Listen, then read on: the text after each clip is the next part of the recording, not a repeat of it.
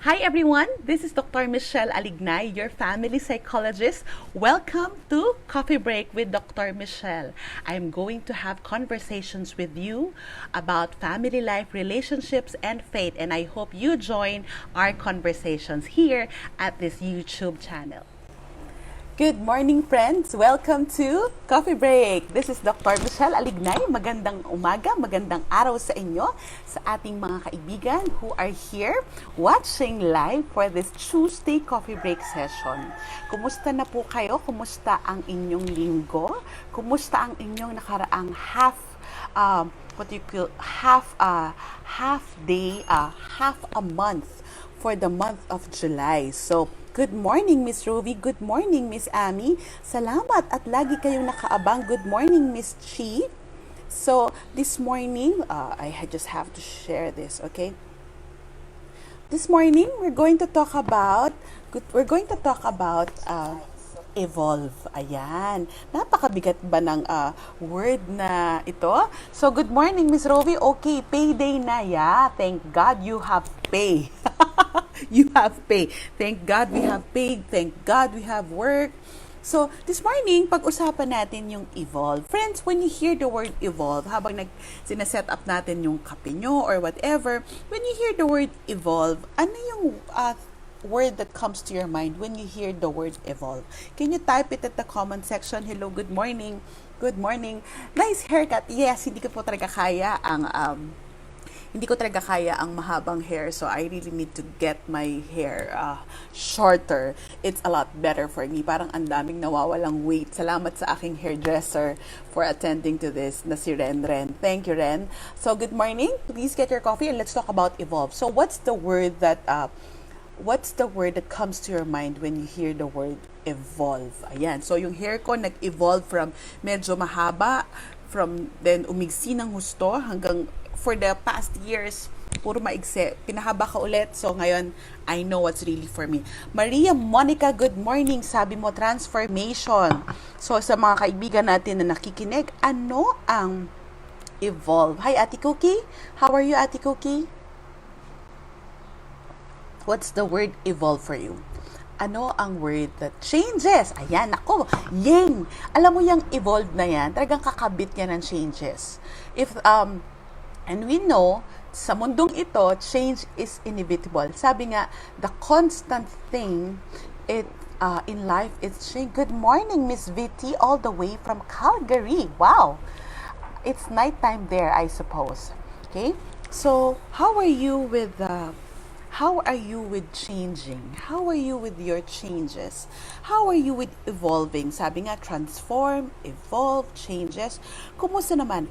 Ang pag nakita natin, since mga ladies ang madalas makinig dito, of course there are guys, can you just reflect? Let's just reflect. How is your 20-year-old self?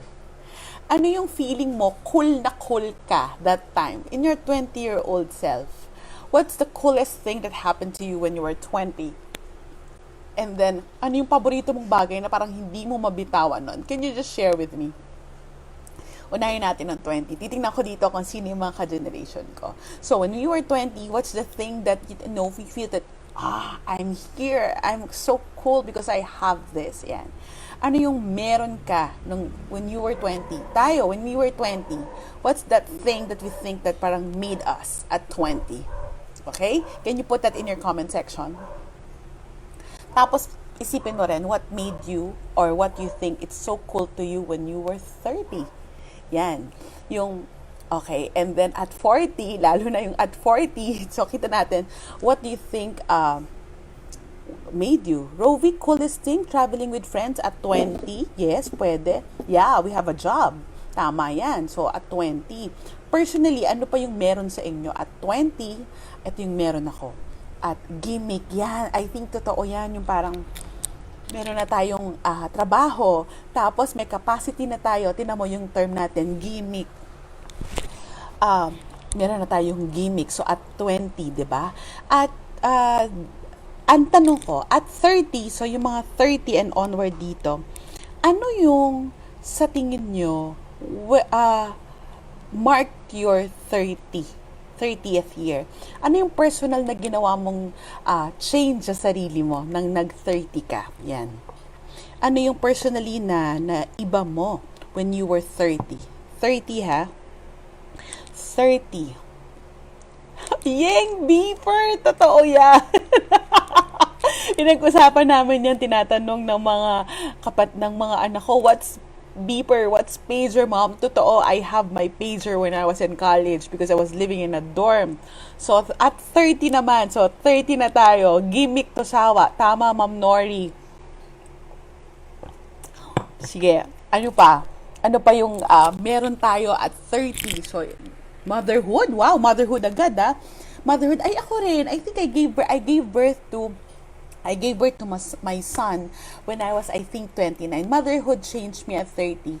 Pero I believe nung 30 ako, ang isang ginawa ko para sa sarili ko, sabi ko, kailangan ko na mag-moisturizer. Medyo late na in the skincare. Pero sabi ko, kailangan ko nang mag-skincare routine kasi sino mag-aalaga sa sarili ko kung hindi ako lang. So, sabi ko, because I was a mom then, and I think that was 30 also when I learned how to do makeup. Yung nagsimula na akong ayusin yung sarili ko, nag-aayos naman ako, pero hindi yung detalyado kung ano lang yung available, hindi yung talagang deliberately na gagawin ko, ay hindi. So, I think at 30, nag-change na rin ako ng routine. So, meron akong anak at 30.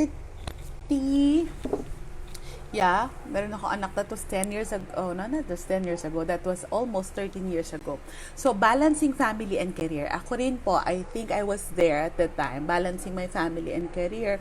And I think that was the time that I was finishing also my master's degree at 30. Okay? So, bakit ko to natanong? So, ngayon at our age, so kung kayo ay mga 40 na tulad ko, mga 40, how are we evolving? Why did I choose a topic evolve? There's just so many things to evolve from. So, now, what is evolved? Ang lagi kong resource is yung Merriam-Webster because very simple. So, to develop and to work out. Tanda ko yung ninang ko, si Ninang Daday de Leon. Sometimes I do coffee break with her on a Saturday. Nung minsan, umuwi siya dito sa Pilipinas because she's based abroad. Tapos sabi niya sa akin, kumusta ka? Yan. Kumusta ka? Ang maganda ang kwento mo sa akin kung anong nangyari sa'yo. Yung bang you are a better person nung last time tayo nag-usap than now. Ganda, no? Sabi niya, kasi ang buhay naman dapat pataas. Hindi tumataas nung antas. Pero we are personally improving. So, yung tanong niya na, kumusta ka? Oo, maraming nangyari.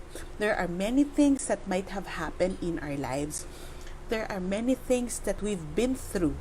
But, the important thing there is that we evolve. So, yung sinabi niya na, yung kwento mo dati, last time, ano pa yung dumagdag doon? Paano ka nag-evolve at nag-develop? And it's really wonderful. Because evolve is to develop and to work out. It's, actually, when we evolve, we reach a point of self-awareness. Kasi parang nakilala na natin ng husto at ng mas malalim yung sarili natin. And if you see some people who are still lacking in self-awareness, but they are adults, they don't know how to evolve. Hindi talaga nila matanggap na hindi yun yung body form nila. They put their effort trying to be someone that they're not. Well, hindi naman talaga yun ang posibleng mangyari. So when we reach the point of self-awareness, we need to consciously evolve, because when we have that higher degree of self-awareness, we feel na I need to evolve. It cannot be that this is how I was. In my book, Family Goals, Embracing the Imperfections of Family Life, there's a chapter there that's titled Change and Evolve, Surviving the Storms and Floods of Married Life. So, maraming nagsabi sa amin as a couple, mukha naman daw kaming hindi nag-aaway. Pero hindi naman porke hindi kami nag-aaway, wala kaming challenges at na pinagdaanan. And I'll be honest, of course, we get through misunderstanding, disagreement, and there's a lot of issues that unfold. Pero kakambal na yan ng buhay, kakambal na yan ng married life, kakambal na ang conflict, it's inevitable in family life. The same way with change. So, Bakit ang title ng chapter Surviving the Storms of Marriage? If you know me well, you would know that we are what we call ondoy survivors.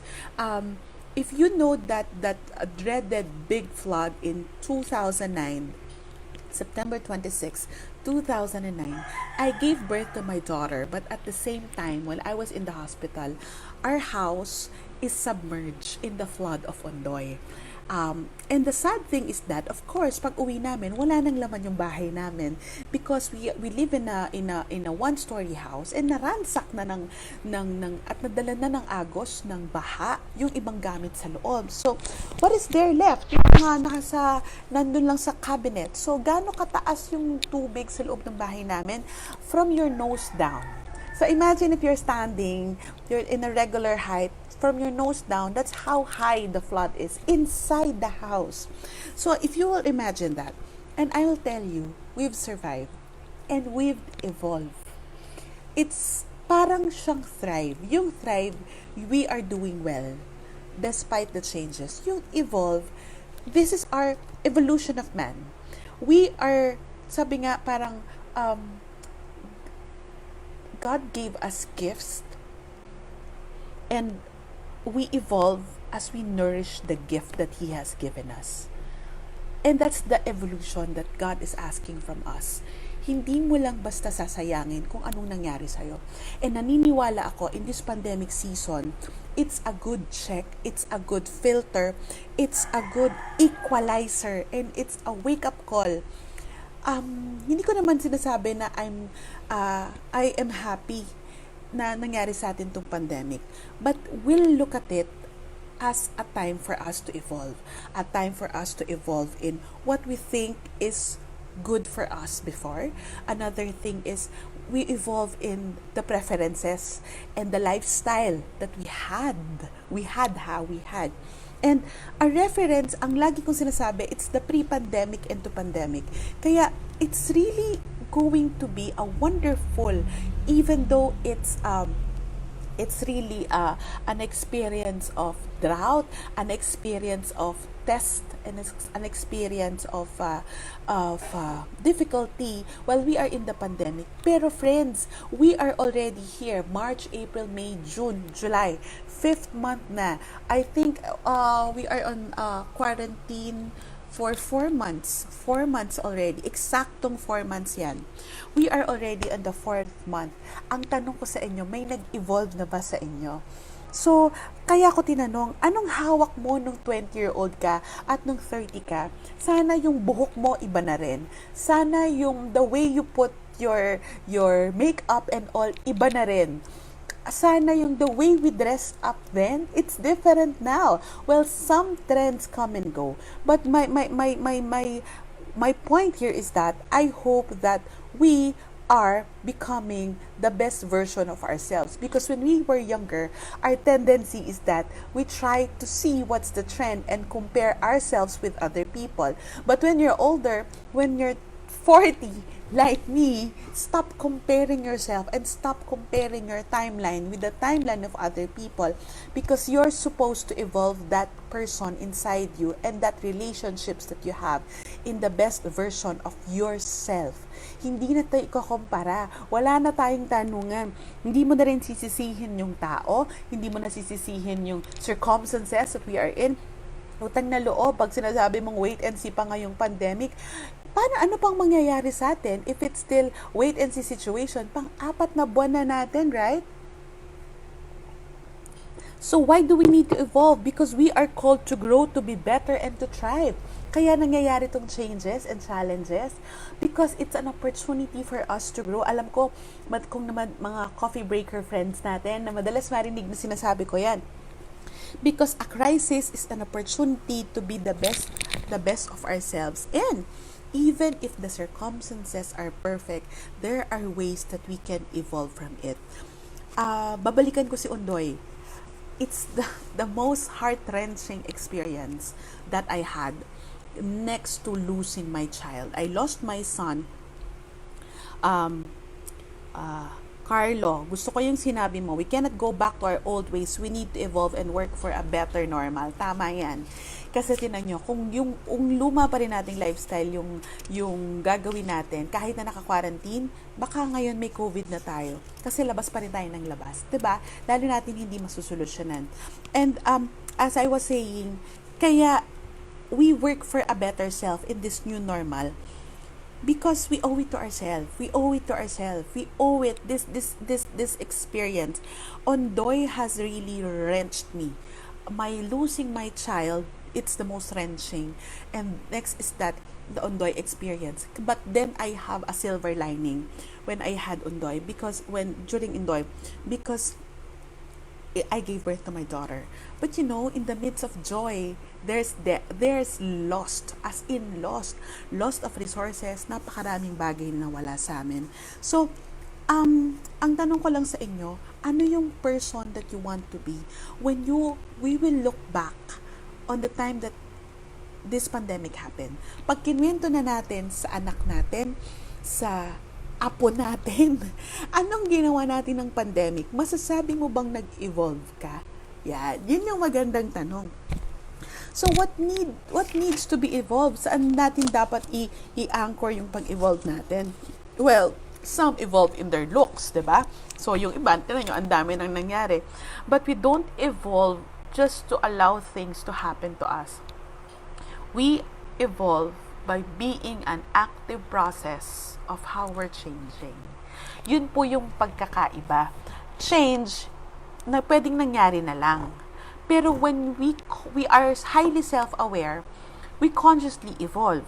So, for example, for me, looks, physical, alam kong hindi ako sobrang slim na tao. Ito yung body build ko. Pero hindi ko naman, kailangan ko alagaan yung sarili ko. I have evolved in my movement. So, dati, mga 5 times a week, 4 to 5 times a week akong nag-exercise or yoga. Now, I'm doing it every day. Kahit na minsan mahirap, I just have to show up. I have to show up in my mat. Because I want to evolve in my physical life. I want to evolve in my health and well-being. Eto, what areas do you need to evolve from? For your thinking and mindset. Okay, friends. Ano yung mga bagay? Hi, Dr. Bernie, I miss you. Dr. Bernie, I miss you. I miss Bacolod. I miss everything there. I hope you are well. And let's go back. Hi, Tita Tina. I'm just saying hi to good friends. I would like you to reflect. Ano yung bagay na pagsimula pa lang ng lockdown, yun yung paniniwala mo. Pero after 4 months, eto ka na ngayon. Gusto kong malaman how just one point that you have evolved in your mindset and how you think about things, how you think about life, how you think about relationships, because it's really nice. It's really nice to understand how far have we come, how far have we gone into developing a better mindset. Yung consciously, we evolve in this mindset and this thinking. Pre-pandemic, yung talagang bago mag-lockdown, talaga ito yung tingin mo. Pero ngayon, ito. I would like you to put that in the comment section. Can you answer me, friends? Are you still here? Anong bagay ang you are evolving from? Ayan. That's my question. What are you evolving from in this pandemic situation? Yung bagay na sa tingin mo during the pandemic, ito.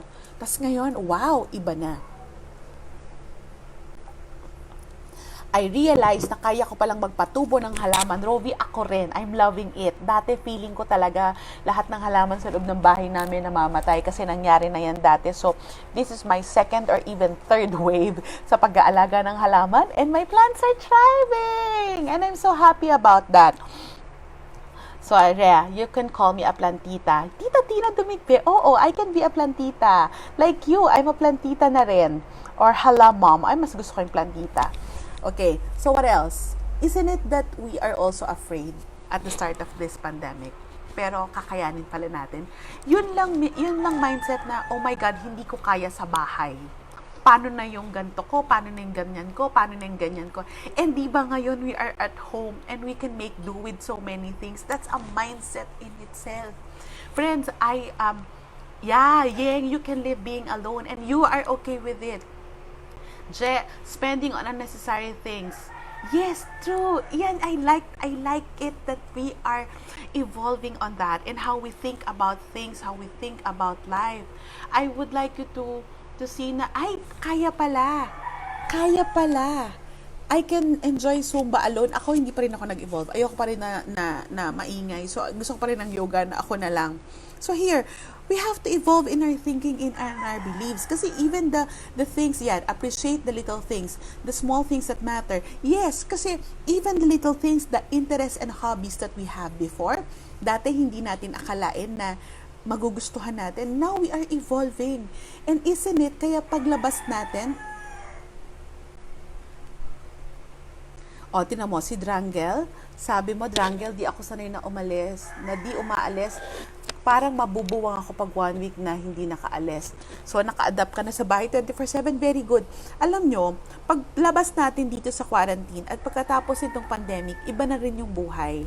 Mas mawe-wade na natin. I am hoping that we have, mixed our old and new ways. But I hope that we will not go back to our lavish, to our overindulgence ways before the pandemic. Kasi that created the problem for us.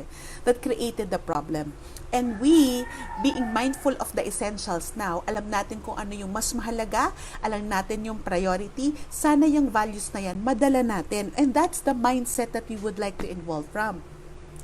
Nori, pwede na palang hindi mag-mall. Yes, ako na-realize ko, pwede pala talaga na walang full body massage every day at walang nail spa every other week. So, ang dami kong natipid doon. So, another thing that you're supposed to evolve from, isn't it our faith life is also evolving? Our spiritual life, it's really evolving because the kinds of prayer that we were praying before is very different from how we pray then. And of course, our expression of spiritual life na parang ngayon na hindi tayo nakakapunta sa simbahan, parang we feel na parang the more that we should have that personal connection with the Lord because wala na nga simbe. We're missing out on a very important sacrament for me. So, the more that we should be connected and the more that we should appreciate and be thankful for the things that we are doing and capable of doing kasi it's the pandemic and we all have so many things to be thankful about. And that's evolving in our spiritual life and in our faith life. We've never I like it. Gina, happy to reinvent meals, cook, prepare desserts with limited resources. Yes, naging creative tayo doon. So, spiritual. Another thing that I would like to point out that we can evolve from is really our emotional life. So, if you would notice, the pandemic has taught us a lot. And I hope na as I am joining with you during this quarantine season, sa mga nanonood ng coffee break starting, I think I started the last week of March. Imagine, di ko akalain gagawin ko to. So, imagine, we have to evolve in also on how we manage our emotions. So, if you're tuning in here, I know I talk about emotions many times, but I hope that we are more aware of our emotional life. We are more aware of how we manage our emotions, and we are aware of how our emotions is always pointing us to a need and always trying to move us to become better. Our emotions may not perfectly be okay all the time, but the goal is for us to move into making it better. And because of our emotional life, there's also a relationship. We need to evolve in our relationship. Ang tanong ko sa inyo, how are you evolving in your relationship? Minsan naisip ko, totoo kaya yung sinasabi na my love doesn't change? Alam nyo, minsan sinasabi ko, parang hindi naman siya totoo. Kasi yung tao nagbabago at yung circumstances nagbabago.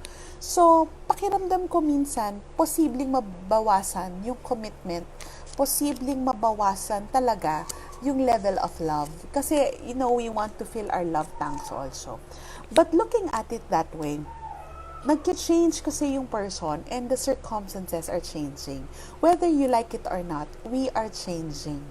So, kaya yung evolve, it's a conscious and deliberate effort to be attuned to our awareness of ourselves so that we can evolve to a better version than how we were the last time. So, in evolving in our relationships, it's very critical for us to have that level of self-awareness. Can you all say that with me, friends? Self-awareness. Tinasabi ko kanina, kung wala talagang self-awareness, hindi mo alam na nag-evolve ka na pala. Hindi mo alam na nagbago ka na pala. Diba may sinasabi, prayer doesn't change God's mind. It changes us. So here, as I was saying, I believe that love or commitment to a person, it changes. Hindi ako naniniwala sa sinasabi niya, my love is constant, it will never change. The feeling of love, because it's an emotion, it changes. But you know what? Do you know what changes? And do you know what is that does not change? It's the intent to love, to keep loving, despite of unhappy feelings, despite of difficult circumstances. We commit to continue loving kahit na mahirap, kahit na nag-iinisan tayo, kahit na nabubwisit tayo on some circumstances. So that is the commitment in our relationship. We try to evolve from that love na feeling natin, it's a feeling nung teenager kind of love, because love is not actually a feeling, it's a decision. So that decision, it's that mindset that I intend to love despite of, and that becomes the better version of how we evolve in our relationship. Hindi ba? Kaya kahit na minsan we go through, as I said in my book, we go through the storms, the floods and storms of marriage, kahit na yanigin tayo ng undoy, yanigin tayo ng pandemic, it's our commitment to our family. Why are you cooking, friends? Just to make you feel good? Isn't it that we're cooking and preparing good food because we would like to serve our family also? In evolving in relationship, we need to have that sense of flexibility. At friends, kung wala tayong self-awareness, it will be very difficult for us to be flexible. Ito na lang yan sa relasyon, hindi mo pwedeng sabihin na kung ano tayo dati, dapat ganun pa rin tayo ngayon. Hindi, friends. Tama lang yung principle na kung ano yung date nyo dati, nagde-date pa rin kayo ngayon. Pero, iba na sana yung way nyo to date. So, pwede mo pa bang sabihin ngayon na, ay, wala na, hindi na kami makapag-date kasi hindi kami makalabas. Hindi ko kasi ako makapag-self-care kasi wala naman nagmamasahe ngayon.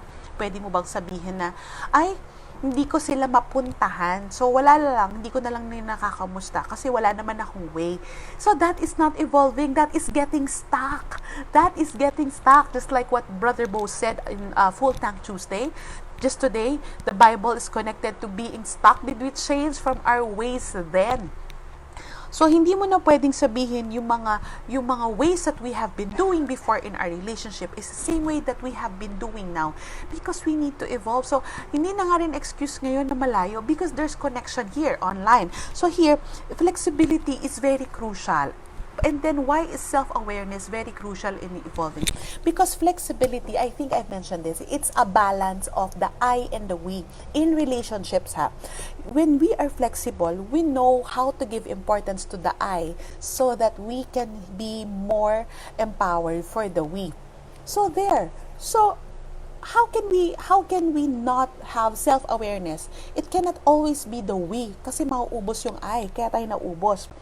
And if we are very rigid in how we do life, how we do relationships, even the way we go to mass, even the way we go about our hobbies, we go about our interests, we go about taking care of ourselves, we cannot just be too rigid.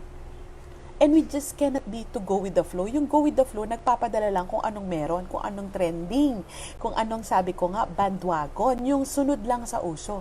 No, evolving is consciously taking part with the change that is around us. That's evolving.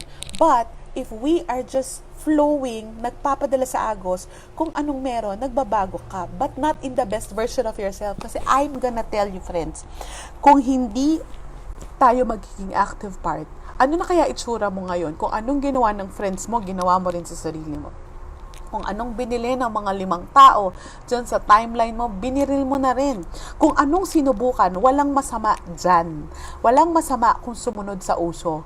Pero kung yung buhay mo, ipapako mo na lang kung ano yung ginagawa ng iba. And then that is not an active participant in your life.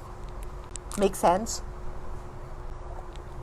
So, we evolve, and I would like you to realize that our kids, our partner in life, our family members. Naputo lang aking broadcast earlier. So now, how are we evolving? How are we in the what we're doing in our life, 'di ba? So, kumusta tayo? So, sabi ko nga even we evolve, our partners evolve, the dynamics of the relationship evolve. And growing together with the people that we love is not necessarily just evolving. Growing together, that's mean evolving side by side. As I said earlier, we have to make ourselves part of the process of how we are evolving. We have to I have to just navigate some things here. Okay. We have to make ourselves active process and active onlookers of that evolution. Sometimes, ito yung challenge ko sa inyo. Friends, how can we evolve? One is that we need to accept change. To accept change. Diba? Remember, self-awareness is very critical. And to accept change. And when we accept change, letter B, we become active in one, acceptance of change. Two, be active in the process of evolving yourself. Kasi hindi evolve yun if we did not become better. Hindi evolve yun. Nagbago lang. Change lang yun. So how can we evolve? One, be accepting of change. Accept change, that's A. And B, be active in the process of change. And then, okay, I'm reading through my notes. And three, one is accept change. Two, be active in the process. Three, C, tingnan natin, check the circumstances. Kasi minsan, the circumstances change. But many times, it's us who change. The circumstances, like what we have now in the pandemic, like what we have now in our political system, there are our circumstances. But it's how we also deal with it. But then, the D there, it's deliberately make change. Deliberately be active in changing or evolving. Deliberate. Be deliberate. A, accept change. B, what's B again? Be active in the process. And C, check the circumstances. And D, I would like you to see that.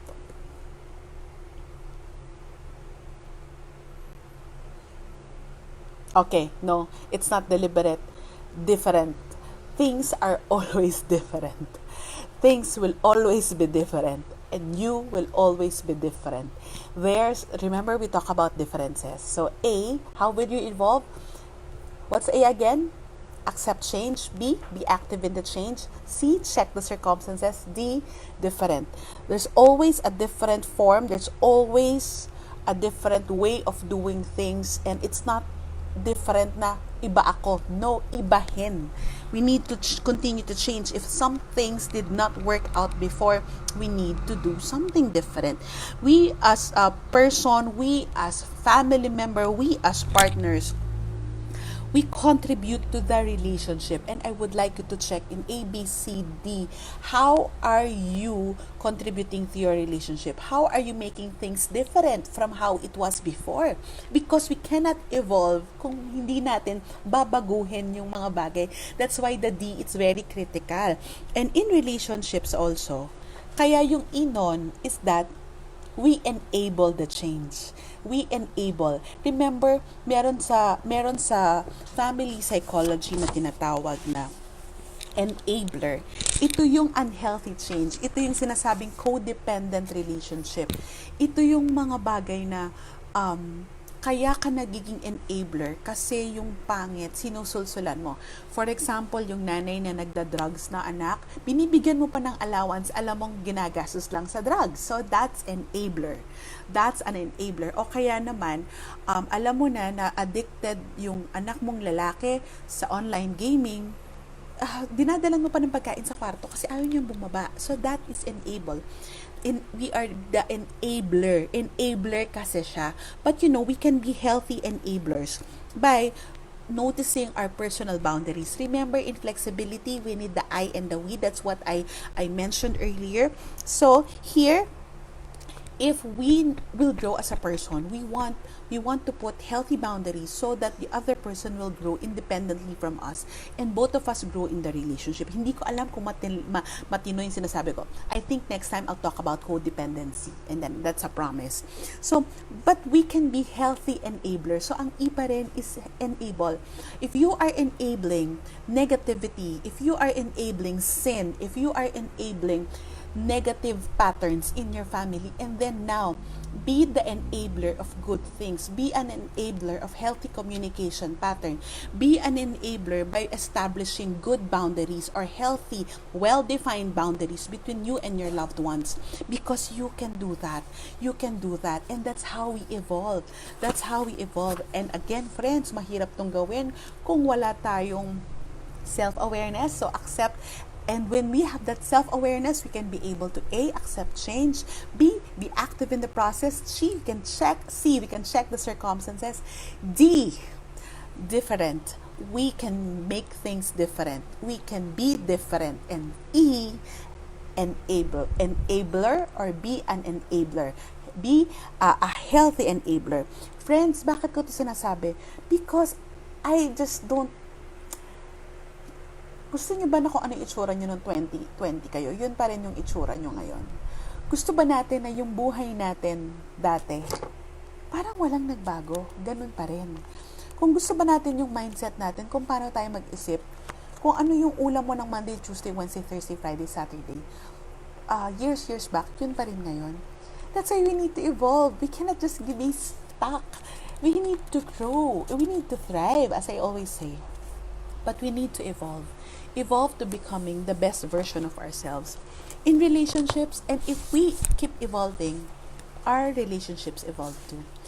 Sometimes the person is evolved by the circumstances, but many times the person evolved amidst the circumstances. As I'll say it again, sometimes the person evolves because of the circumstances. But I would like us to be an active part on us evolving as a person. Many times, we can evolve as a person given the circumstances. So, pandemic or not, pandemic onwards, sarado man ang kapamilya onwards, we evolve to becoming the best version of ourselves. And that, I believe, friends, matutuwa si Lord. Kasi sasabihin niya, uy, nag-grow siya, nag-evolve siya. Yung binigay ko sa kanyang gifts, pinagyaman niya. Yung binhi at punla na binigay ko, meron ng bunga. That is evolving. And I pray we can evolve together.